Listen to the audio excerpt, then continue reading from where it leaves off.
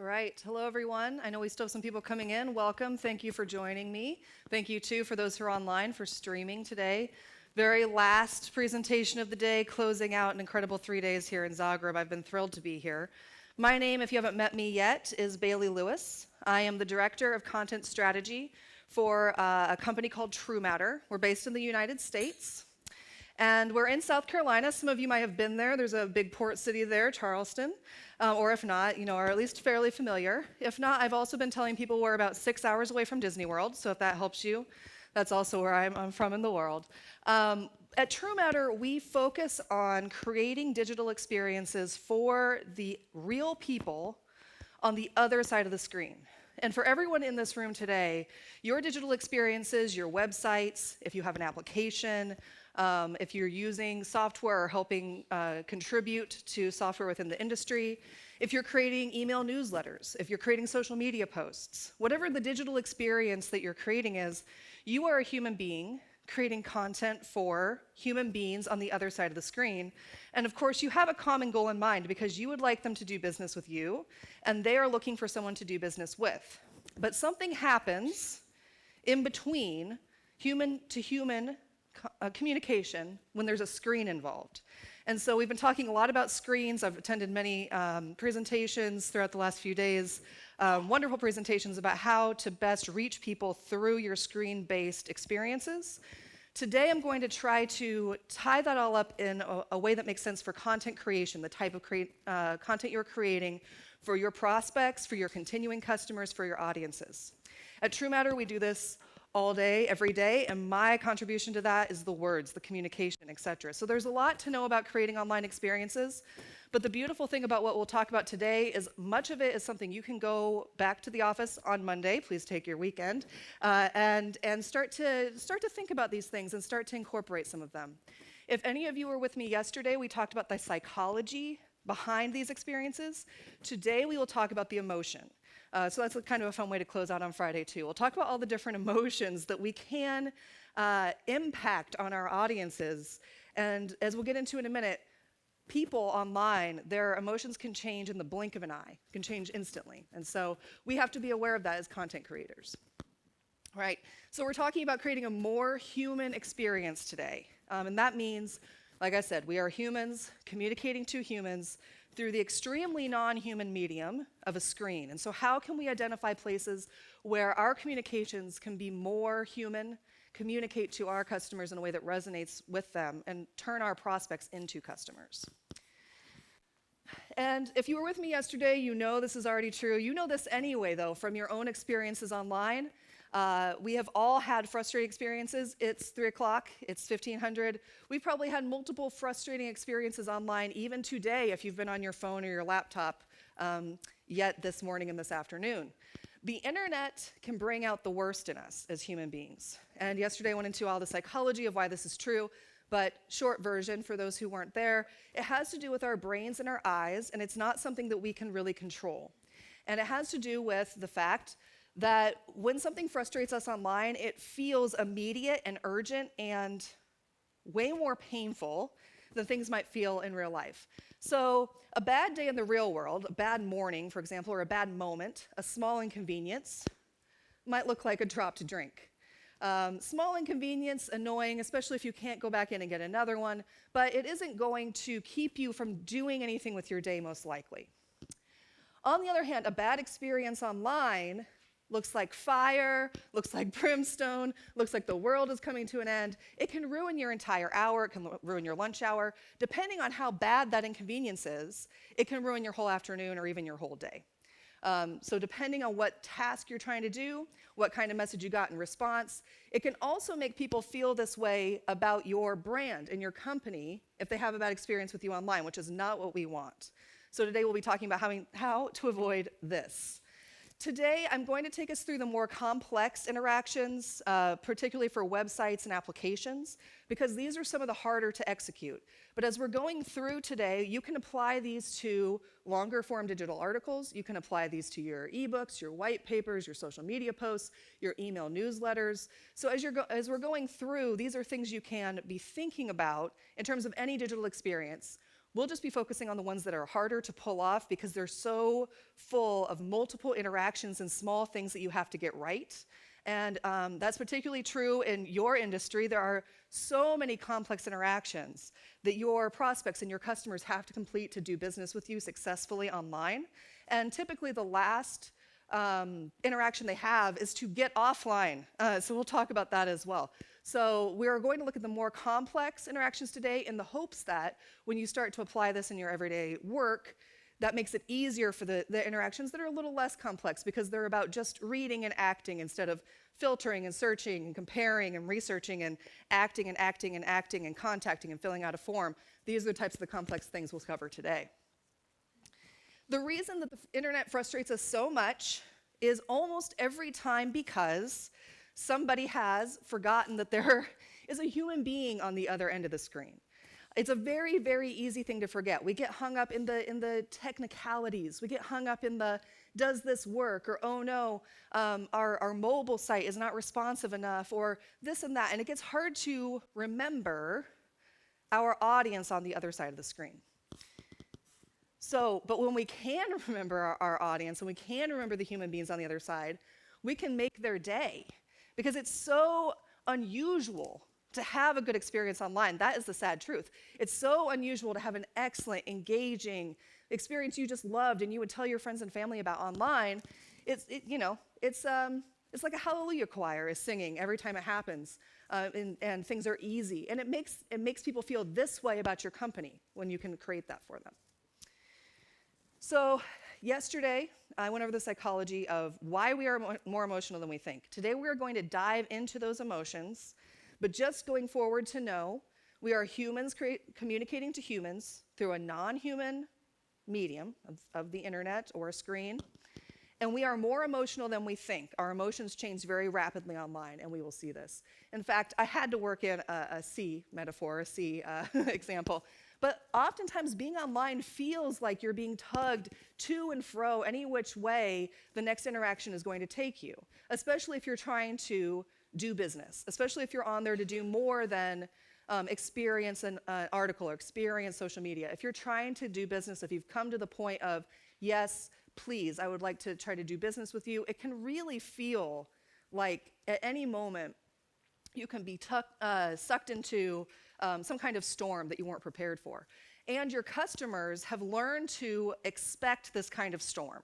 They've learned to expect this kind of bad experience on websites. And so the wonderful thing is anything you do to improve yours, anything you do to improve your experience over, yes, people in your industry, other sites and experiences in your industry, but also just in general, they're going to feel glad to have visited you because they're going to think, oh, I have 10 minutes back in my day or whatever it might be. I was expecting that to take so much longer and it didn't. All right, so we can go through all sorts of emotions online. You could really go through this entire series of emotions online in very little time, depending on what's presented with you and how you're reacting to it and what the messaging is behind it, how these different complex interactions or difficult topics to understand or just experiences in general are being presented and messaged and communicated to you. So that has set the framework for what I want to talk about today, and I'm going to move to this side so you can see this maybe a bit better.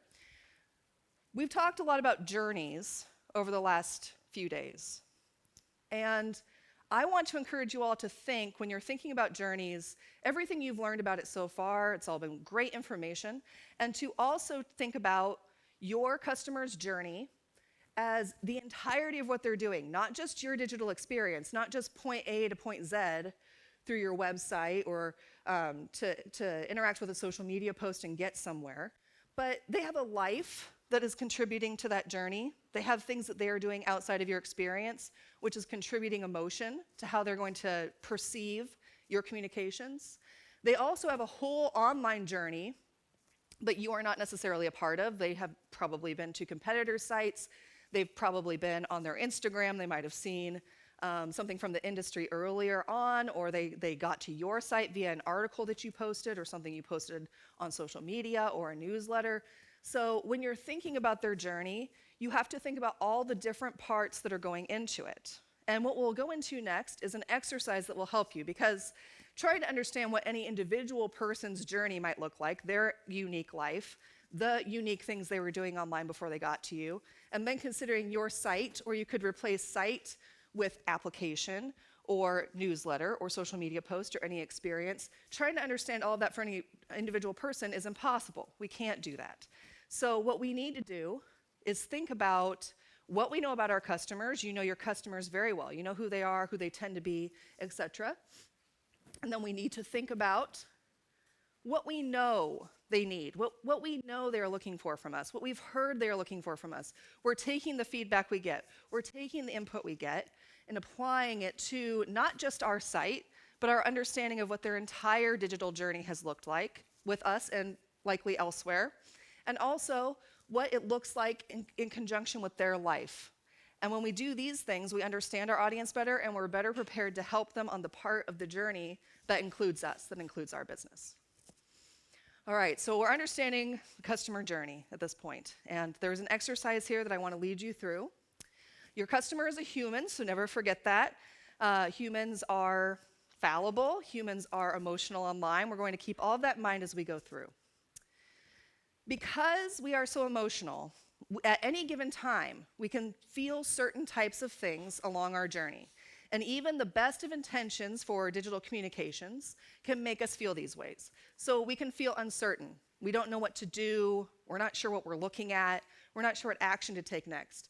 This is something that made me uncertain recently. I was trying to get a late afternoon coffee at Starbucks.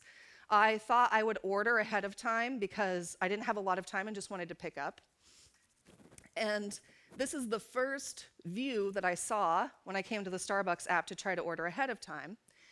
My order, at least in the United States, is a flat white. It's a pretty typical drink, at least in where I'm from.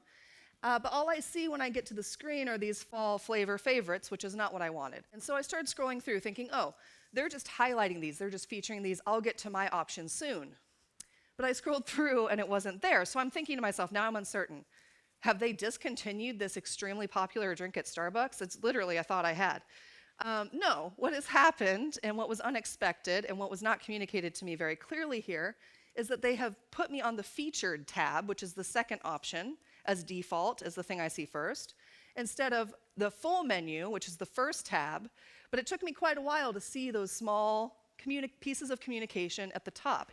It made me uncertain, it was unexpected. And in this instance, Starbucks is usually pretty good at anticipating my needs and my journey.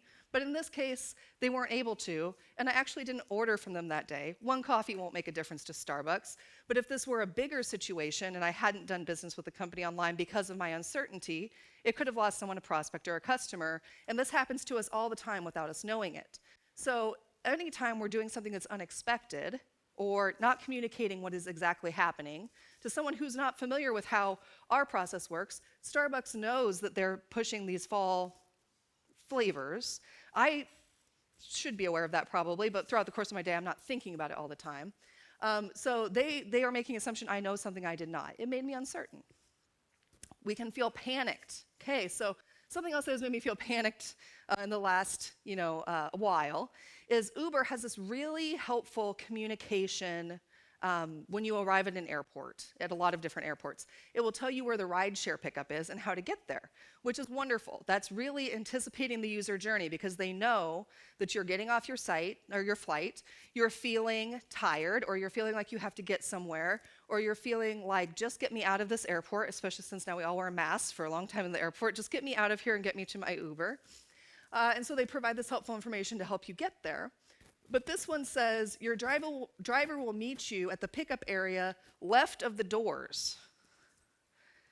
Okay, so I'm trying to figure out what left of the doors means, though. Left as I'm facing them, left as I'm walking toward them, left as you're looking at the building. And this ended up creating a feeling of panic in me, because even though they had tried to anticipate my journey, they weren't anticipating where I was physically. And where they didn't tell me what left might mean to me. Now, I'm not saying that if they had said north or south, that would have helped me more because I'm not very good at directions. But, they could have given me a landmark or something like this. So this is an example where they're really trying, but it actually ended up making me feel a bit panicked because left could mean anything, and it wasn't specific to me. We can feel disappointed. The thing you really want sells out, it's no longer available, getting close to Christmas, getting close to the holidays, getting close to, I have a winter birthday, so maybe you know people who have winter birthdays. This can be very disappointing. It can make us feel like this in not even a second. Overwhelmed.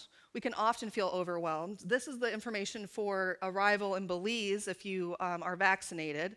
It says that it's simple as 1, 2, 3, but the information, if you start to read it, is actually fairly overwhelming. And we can go from thinking, oh, yes, simple as 1, 2, 3, how wonderful, smiling, to seeing this and going, oh, no, this is going to take a while, in just an instant. But if this site, and I understand why this happened, because they keep getting restrictions and policies and things to know, and they just keep adding it to this page. But if they were anticipating the journey and said, okay, let's break this up into sections. Let's say, okay, well, if you are looking for information about accommodations, you have to book a gold standard accommodation, etc., and really guided me through, this might feel less overwhelming. But as it is, it's a very large bit of text to read. So it instantly made me feel, yes, and this was something that happened to me, planning travel to Belize. Yes, I'm going to Belize, that's very exciting.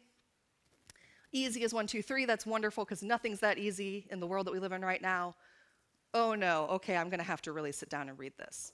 And so in the travel industry, this is a particularly relevant example for you all, because things are uncertain right now, there's a lot to communicate. So just knowing that people can feel overwhelmed if you're not thinking about their journey and about how they might be trying to digest this information is a good thing to know and just to keep in mind. When you keep that in mind, it will help you walk them through more easily. If you can understand how you might feel when you're presented with something like this, then you can start making that human connection and communication. And we can feel frustrated. I went to go click on a buy button recently, and it told me I had to go to my shopping cart, but I did not know where my shopping cart was, and so I had to go find the shopping cart on the site. That is frustrating. And it can make us feel angry. We can even get like our friend at the beginning who was on fire and throwing her computer. We can get angry. One of the best ways to make someone angry is to ask them to pay you. They say, yes, the end of my journey, like I've done business with you, you have my business, we are now business partners, and to tell them your payment was rejected. Now this is a necessity. You can't just tell them, yes, you can come, even though we couldn't collect your payment. But the thing that will make people angry here is the message, is the way you're communicating it. By saying your payment was rejected, putting kind of a feeling of guilt or, ooh, that's no good, onto your customer. And I'll come back to this example later and show you how by considering their mental state, their journey, we can retool this message, rework this message to not cause feelings of anger and to help them out and to be that business relationship partner with them. Okay, and yes, any of these things can make them say, okay, well, there are other people in the industry. I'll go to one of their sites. I'll go to one of their experiences. I'm not going to say that any of those will be better, but over time they'll get kind of beaten down by a bad experience, and eventually they will do business, or they'll decide they want a different type of vacation or trip altogether. This is not what we want. When you're considering the journey we talked about earlier, life being on the outside, very big, very large, many things to consider, the whole digital experience, including all the digital marketing efforts that you and your competitors and everybody else online are throwing at your customers and your prospects all the time, down to your individual experience, think about not you communicating to your customers, but as your customers are coming to you and what they are bringing to that experience. So rather than thinking about it as, what can I give my customers that I want them to know, think about it as, what are they looking for? What are they wanting to know? Why are they coming to me? And what are they carrying with them? Which is the entire journey is what they're carrying with them. And remember always that they don't know what you know. They are not yacht industry experts. They do not know all the pain and the hours and the decision making that went into creating your site or that article or that online magazine. They don't know anything about that. All they know is what they think they want and what they're trying to get out of the experience. You are the experts, they are not. To them, to you, the map is clear. You do this, you do that, you do that. You do this every day of the world, you know. To them, They have no idea. They can only see one piece of this map at a time. They can only see the parts that you give them. And it can make them feel any one of these ways. All right, so as you are considering your own digital experiences, the more complex ones like websites or apps, the less complex ones like, say, an individual post or article or email, try to think about what you know about your customers or your prospects. Where are they coming from? And in many cases, you'll know this because they're coming from something you sent them and you can track it. Or sometimes you won't know this because they're coming from a friend's referral or they're coming from elsewhere. But if you're putting some of the tools into place to be able to track them, you know this to a certain extent.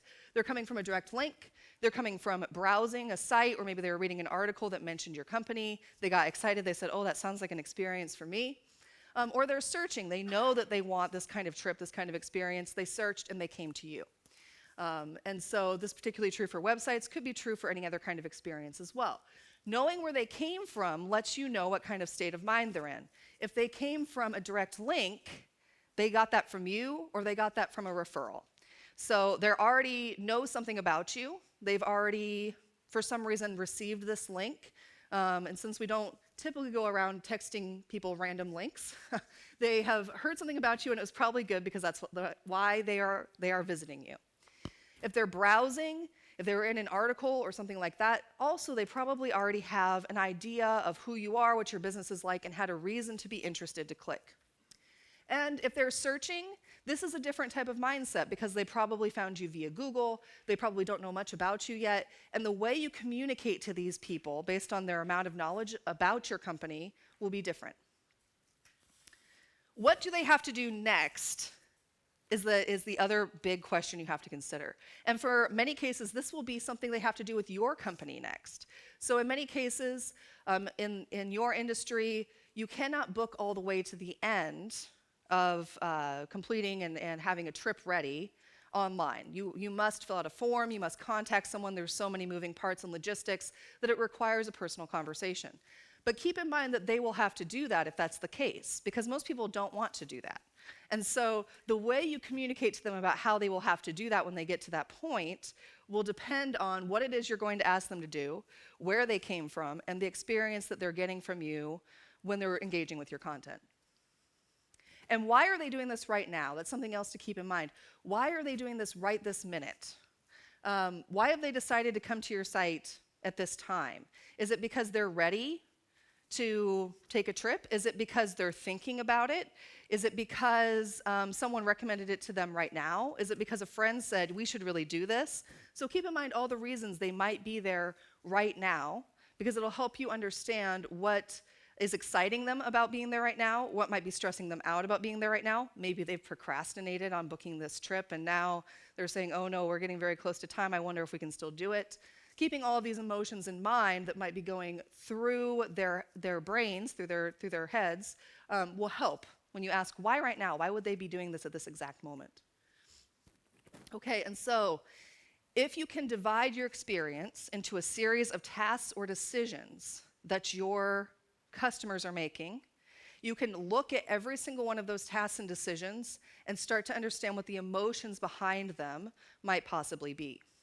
And so breaking down something as complex as a website into a series of tasks can sound rather overwhelming.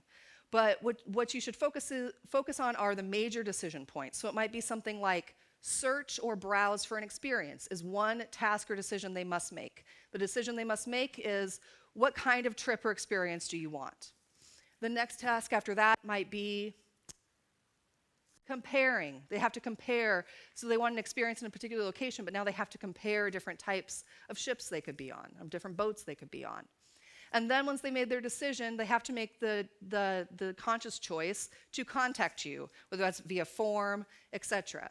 And that will take them off the site. But remember, we're thinking about the whole journey. And so what happens next? What happens after that? Well, then after that, they are looking for an email from you, or they need a response from you, or you are going to get in contact with them, which is something that will need to be communicated to them. And so when you start to break your experience into these tasks, what is it that each piece of content is helping somebody decide, or the next task or step they're going to take? You can start to identify opportunities to improve the communications for that task and help them accomplish it better and in a more enjoyable way. And you can start to identify places where maybe it's not so good right now and you could improve it. The really nice thing about this is in many cases for content, the opportunities and problems that you identify can be easier to fix. Oftentimes they don't require a redesign, they don't require redevelopment, they just require some tweaking or some edits to the language. But one word can make all the difference to people online. So you'll make a list of the tasks that someone might complete. And you might have different types of people, you almost certainly will. So you'll consider one type of audience member. You'll say, well, this audience, they are traveling with a group of friends. And so they have these certain tasks they must complete. One of those, of course, will be they have to coordinate. This is happening off of your site, but they'll have to coordinate with that group. Whereas a family, there might be one decision maker, and they don't have to ask anybody, really. They just have to coordinate schedules. And so you'll make your list of tasks, things that you know people are doing both on your site, but this is the really important part, also off of your site. Other digital experiences, other parts of their life, things they must do to be able to book this trip with you. And then for each one of those tasks, you'll probably have anywhere, depending on the complexity of your experience, you'll have 2 to maybe even as many as 5 or 7 tasks. But then you can, for each audience or audience type, well, then you can start to go through and say, okay, this task. So let's take the example of comparing different types of trips. So they're already a couple steps in. They've determined that they want to take a trip to this, we'll just say this location. Now they're comparing length of time, size of boat, expenses, all of these things. Start to ask yourself questions about a few different dimensions. First of all, you're not the only digital experience they're probably engaging with here. So what are the other sites or the other tools that they're using? Do you think that they're tracking the different experiences in some kind of spreadsheet, or they're keeping track of it in a Word document for their own information, especially if they have to share with other people and say, okay, does this look good to you? We leave from here, it's this many days, it's this much, et cetera, et cetera. So when you keep in mind the entire digital ecosystem or environment that they're working in, you can start to understand how other sites, other applications, other tools might be impacting how they're approaching you. Do they have to be in their email a lot to do this task? Do they have to get on their phone and start texting people? Because every time they have to go to a different tool, even if it's not something you can control, that takes them away from your site for a minute, that takes their attention off your message. And just by knowing that their attention might be going to and fro, you can anticipate what they might need when they come back, remind them why they're here, where they are, and craft your messaging in a way that helps them through with that. And I've mentioned this slightly, but the next dimension is to consider the other people they have to work with. Almost nobody, some people, but almost nobody is going to be making this decision in a vacuum to book this trip. So who do they have to talk to, and in what ways are they talking with them? And in what ways are those other people influencing their trip? I've heard a lot of speakers this week talk about families. Yes, of course, this is a good example. They have to plan around whatever activities the kids are doing. They have to plan around their partner's schedule. They have to decide together, perhaps. Or maybe there's just one decision maker because the other partner is very busy and says, I'm going to leave that to you. But they still have to be considerate of the people around them. So the more you can understand how other people are playing into their decisions, the more you can then say, okay, and how would I communicate to them knowing these other people play into this choice to do business with me online? Their pain points. So what is it about the process? Doesn't have to be your site. If your site is older and it needs a redesign, your whole site might be a pain point. That is not uncommon across industries. But even outside of a digital experience, what are their pain points? What are they up against? What are their challenges? Because if you know these challenges, you can start to think of ways you might be able to help with them. So is one of their challenges that they don't know anything about yachts? They have no idea, and so they're trying to compare different boats, but they really are unsure what any of it means. Well, that's an opportunity for messaging. That's something you can help them with, and it's something you can help them with without new designs or even new photography. It's something you can help them with through words and through written content. So the more you understand what their pain points might be, what their questions might be, where their uncertainties might lie, the better you can communicate to them and provide them an experience that'll help them through. What are they trying to avoid doing? And I can tell you, I can give you an answer immediately. They're trying not to have to talk to anyone, especially the younger they are. They're trying not to have to call. But another thing I've talked with a few of you about as well is they're trying to not have to fill out a form. Filling out forms online is difficult. It's difficult for all of us. So if you think about the last form you filled out online, if it's any more than about 3 fields, it gets very difficult, very hard to do. And so if a form is a necessary part of your experience, that's okay. I'm not saying to get rid of all forms, but when you're creating the form, ask only what you need. Ask only what things that might spur excitement in your prospects. So maybe you have to collect certain information, but you also ask them things like, what are you most excited about? What made you want to come on this trip? So striking a balance between asking questions that excite them and asking the questions you need starts to bring them into alignment with you want them to do business with you, they want to do business with you, bringing them into alignment toward the same goal. So what are they trying to avoid? That's a definite one for almost everyone in this room, but there are other things that your prospects are trying to avoid. And if you know what they are, even if you can't help them avoid it entirely, because it's necessary, you can help make the experience less painful for them when it's something they have to do and would rather not. What are they thinking? What are they thinking? And this will depend on the type of audience, of course. It'll depend on what part of the journey they're in. For each task, you're thinking about these things, wondering and answering these dimensions for yourself. And this one is, what do you think they're thinking? At the beginning, they might be thinking, this is going to be great. I'm really excited to plan this trip.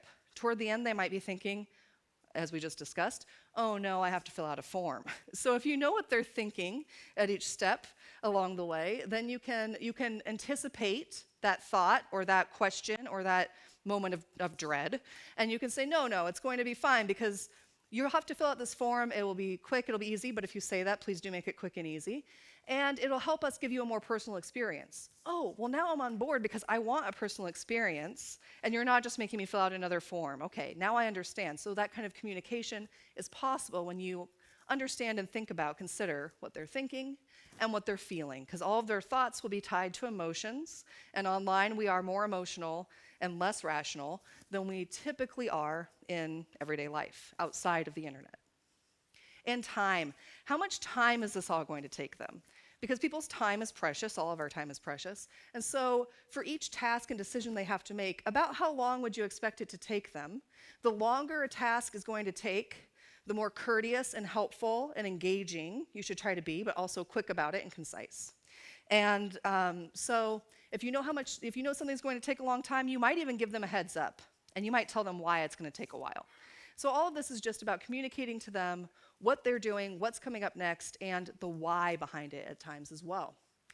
Now, you might be sitting there thinking, that's a lot for me to know about people who I am not. I'm not these people. So, and even though you know your customers very well, you can take the guesswork out of this. You can list out your tasks. You can go through each one of those dimensions per task. But what you can do is also, you can take the guesswork out. You can take all of the guesswork out and a lot of the work out for you. So you're saying, I don't know that I can sit through here and think about each one of these dimensions per task, per audience. That's fine. Have them tell you. All it will take is some sticky notes, Post-it notes, different colored notes that you can stick to a wall or a table, some markers, and the person you want to talk to. And so what you can do is you can say to a particular audience, you bring in a few of them, you know your customers. You can do this online as well, virtual sticky notes, virtual markers. And you can say to them, okay, tell me about your journey. Maybe you have someone who just took a trip with you. Okay, tell me, what were the steps that you went through? So as they tell you the steps, they are creating that list for you that we mentioned about all the decisions and tasks. And then you say, okay, now we have these in a row. For each one going across this way, tell me what the time was that it took you, the people you had to engage with, the other sites and tools and document systems that you had to contend with, and all of those different dimensions that we just identified. If you are able to do this in person, it's great because you can color code. You can say time is green, Pain points are red, of course. Things that you don't want to do are orange. And then you have a display. You can start to look at patterns, and you can have them do this work for you. So I'll take you through a quick example to kind of put this in less abstract terms. Something that happened to me recently. So I did go to Belize, and I was looking to see the Great Blue Hole. It's a wonder of the world. And while you're there, will you see it again? Maybe, but maybe not.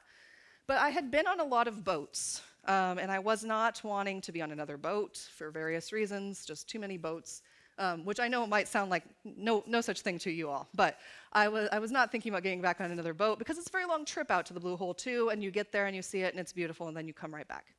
So I had been seeing, this is a part of my journey, while I was in Belize, I've been seeing ads to see the Blue Hole by air, by plane. I said, oh, that's interesting. But I still thought I was going to go on a boat until I got to this point where I was tired of being on the water temporarily. And so I was talking to my travel companions. So there's a dimension. I was talking to my travel companions as part of my journey. We said, oh, we really want to see this wonder of the world, but do we have to get on another boat? And I said, oh, no, I saw this advertisement to see it by plane. And so we've already had 2 steps in our journey. I already saw it somewhere else, outside of the internet. Outside of the internet as well, I already said, what if we did it by air? Okay? What was I doing before? Okay, well, this becomes important because this is what I was doing before. And the last thing I wanted to really do was get online and look for this trip by air. But also, we only had a few days left in the trip, so time was important. But what did I want to get back to? Also this.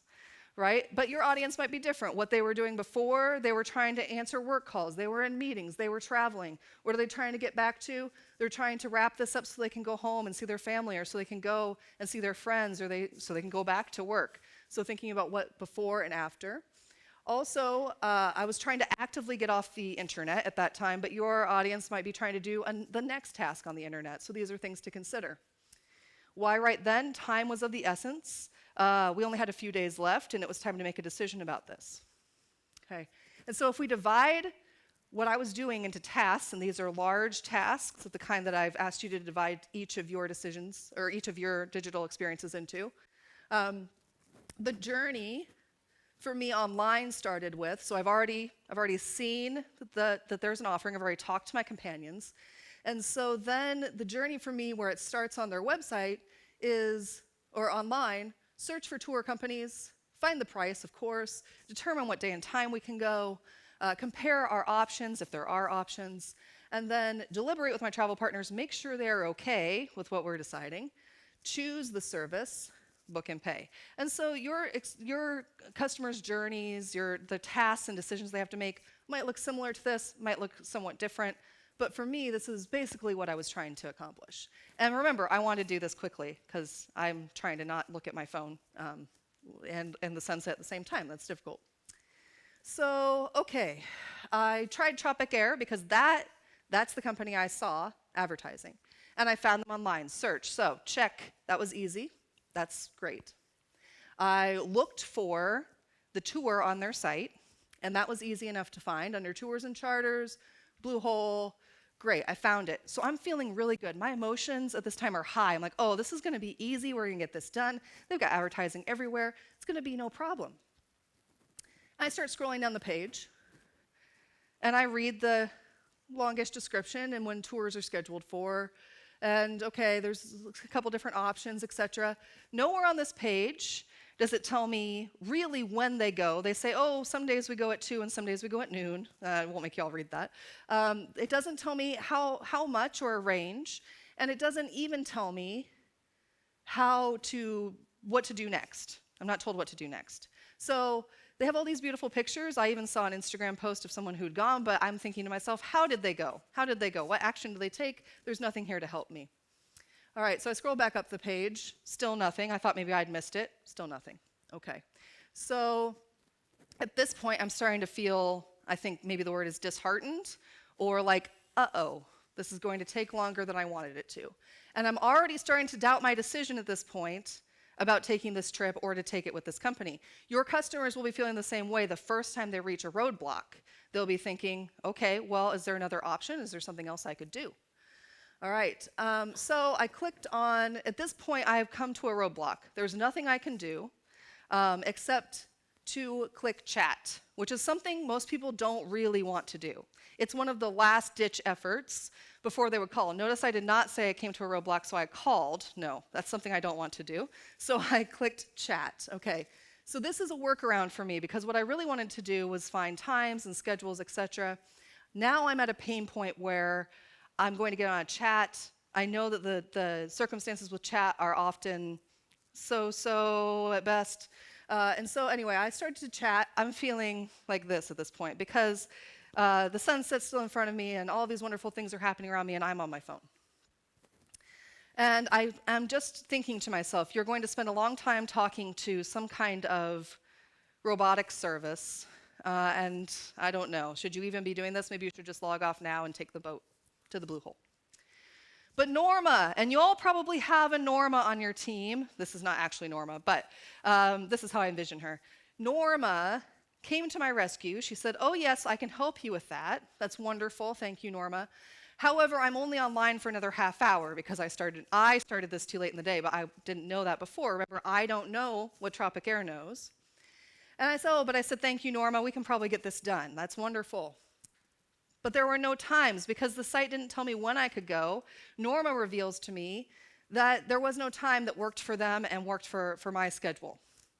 So, so now I am very close to throwing my device into the Caribbean Ocean and calling it a day and just, I don't know, consenting to the boat, to the 7-hour boat trip out to the blue hole. But no, I will go to the competitor site, I say. And a lot of your customers will feel this way when they get to the point of wanting to check, you know, they run into an obstacle. No, I will go to the competitor site. Competitor has Book Now. This is very promising, okay? This is already making me feel better. All right, but time was an issue on the competitor site. Otherwise, the competitor would have had my business. But time was an issue because they left from a different spot I would have had to travel to. All right. So I'm about to give up again and go back to the boat. So many times I almost gave up on Tropic Air throughout this experience, and this is my experience, but it's not an uncommon one for people online.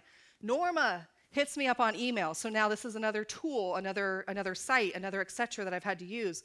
But Norma, she's responded to me via chat on the site. They have a very good chat. It comes to my email. She says, wait, you could charter a plane. You don't have to do our schedule. Okay. There's a day, it's available, we can all go. Thank you, Norma. Yes, and the time works out. It's actually just 2 minutes down the road. Wonderful. Now I feel happy. Now I feel like this. Now it's a good day. But it's not because of the digital experience. It's because of Norma. And to be honest, Norma's job would have been a lot easier if I could have done some of these things online.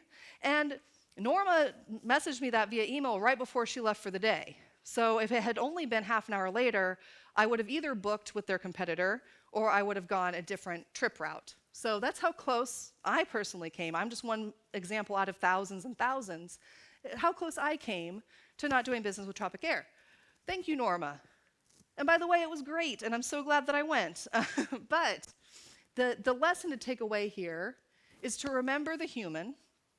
Remember that they are going through a complicated set of steps for any digital experience, even if you're only asking them to, hey, read this article, take this action. That's still a decision they have to make. Are they going to take that action? Do they have the time to? Is the action going to involve other people, or other processes, or other tools? So remember the human. Identify places where your content can help. In the case of Tropic Air, they could have helped me find the price. They could have helped me determine my day and time. They could have helped me book and pay. In fact, they could have seen me as someone coming on a journey to them. And this helps us make decisions to communicate to people in a way that they want to be communicated to. So rather than, this is American Airlines flight, rather than saying this page must have taken flight, which is funny, et cetera, except when you come to a page like this, you can't find the page, you're not in the mood for funny. It helps us say, oh, okay, this person is coming to us with this mindset, this feeling, this thinking. These things have gone wrong already. This is where they came from. And we can start to communicate to them more specifically. And I might be out of time, I'm not sure, in the back. I haven't seen anything on the corner of my eye, so I apologize. So I'll go through here quickly. But it helps us to start making decisions about communicating more directly. Here we have some dots, and dots in the main navigation menu. But those might as well be question marks to our users, so I've suggested, what if we called that experiences, direct messaging, because we know that they don't know what we know. Your payment was rejected. We'll come back here and then wrap up very quickly. Could be, sorry, we didn't receive your payment, because we know this is painful for them. We know that they don't want to have to do the work of finding out why their payment was rejected. Now they're worried that it might be something with their payment method. And we can tell them what they can do and how we can help them, and we become that business partner for them. All right. And if we are topic error, even if the only way you actually can book is to chat, we can tell our customers that, and Norma can come in and save the day, even if that's our only option. So make it human. Take out all these negative experiences and emotions and leave your customers only with the good ones. You can do all of this through your content and your messaging. And understanding their journey will help people do business with you online, help you create more human experiences going forward. Thank you, and I apologize if I took a bit of your time out of your weekend. I appreciate you being here with me today, and I hope you all have safe travels back to where you're going. Thank you.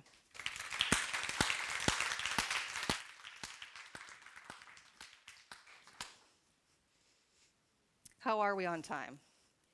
Good? Okay, wonderful. I started to think, I'm standing here and I can't see them that well. So do we have time for questions, or should we go? If you all have any questions, and please, I won't be worried if you go and say, thank you, it's Friday, that's fine. But I'll be happy to take any questions. I'll also be around if you are staying. I'll be around after this if you want to find me and discuss. This is a lot to take in. Usually this presentation would take a bit longer, but I wanted to try to give you all the value I could out of it. Yeah. Thank you very much. It was a nice presentation. I'm just curious, how much time does it take on average when you bring in clients and customers to do this post-it exercise? How much time do you plan for such a thing? Yeah, that's an excellent question. You can spend quite a bit of time on that exercise, because the more you get into it with your audience, the more they're going to want to tell you, and the more will come out of it. But you can schedule just a few hours. I've scheduled it for as little as 2 or 3 hours.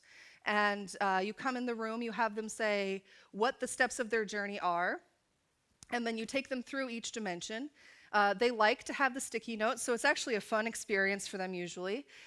Do this in a group so they can help each other think of things, and do it in a group of like audience members. So families, or someone who would be traveling with a group versus someone who might be traveling for a different reason or to a different location. And then give them time to really think, because it will give them space to remember the things they can't think of off the top of their head. So 2 to 3 hours. Also, interestingly, during these exercises, do not show them your site or your digital experience. Have them outline the journey of doing this regardless of your system or regardless of your website, because you will learn things you never ever thought that you would find out. Yeah. So yes, could be less than half a day. Yeah, and be very valuable. Any other questions before we wrap up and call it a weekend? Okay. Thank you all. And if you have a question you didn't want to ask in public, I'll be around as well. So I appreciate you joining me today.